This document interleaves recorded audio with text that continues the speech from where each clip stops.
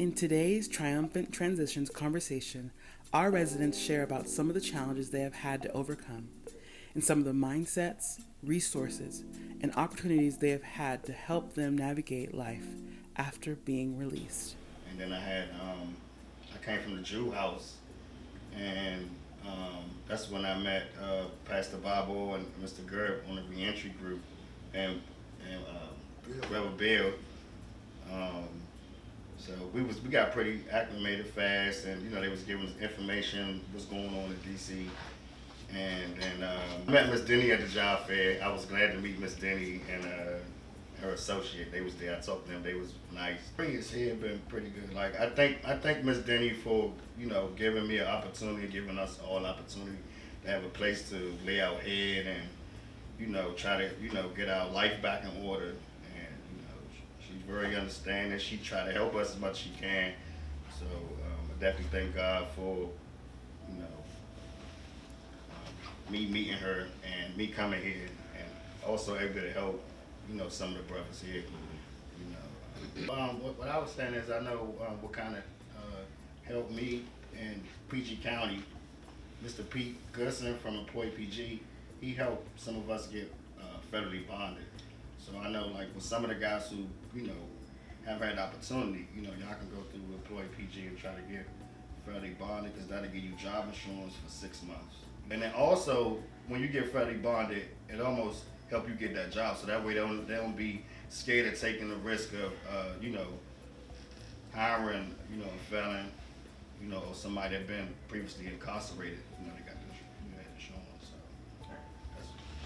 So before I was incarcerated, before I went to prison, I was in the county jail, and I was in the community release program.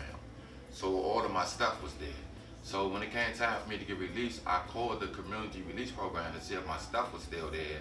And it just so happened that they switched everything up after the COVID, and they had somebody from the re-entry program working there now. A guy by the name of Mr. Green, and I was familiar with him. So I gave him the number to a social worker that I was working with while I was incarcerated, and they got together and figured out how I was going to get re-entered back into society or whatever. So when I came out, I met Mr. Green at the re-entry center, and they put me in a hotel for 3 days. And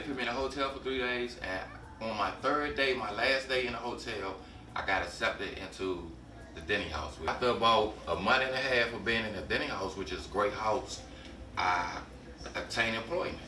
I obtained employment through Prince George's American Job Center, and everything been going great so far. So, but if it wasn't for the help of the re-entry program, I don't know what I would have did. So I'm thankful and I'm grateful for the re-entry program. People like Miss Denny, Mr. Bill, and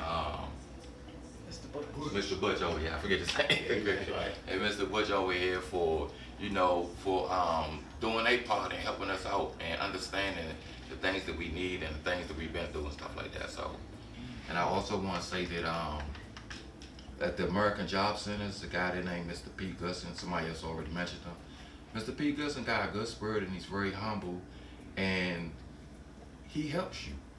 If it's anything job related, if you need a job or you need job training, Mr. P. Gusson is the guy to go to. He gonna get it done for you. IDs, birth certificates, all that type of stuff. He get it done for you. So I just wanted to just elaborate on Mr. P. Gusson, just to throw him in there, because he's a good dude, whatever. So I was on Medicare, Montgomery County, and I got it within 30 days. Now, it's like pulling teeth. My sister's trying to help me on the computer with Social Security, because I have to talk to her tonight. Yeah. And but it's almost impossible for me and Mr. McGee's. It's ridiculous. We were eligible before we left. That's what my case manager said. The biggest thing she did for me, got me into this program, because I wouldn't have had nowhere to go, and they wouldn't have let me out. But I thank you for getting me in the program. I hate to say my ex-roommate stole my stuff. But I look at it this way. Now I know what the victims feel like, because I'm on the opposite side. So I know what they felt like. So, that's a lesson learned for me. But, I'll get through it. After listening, it is clear that returning citizens benefit from the support of the community, be it their peers, their family, or community-based organizations like ours who choose to walk alongside them with the grace and understanding they need to make a triumphant transition. Soon we will hear from members of one such organization that has the shared goal to ensure that our residents and others to come have the support they need as returning citizens and as elder returning citizens to be successful in this changed society.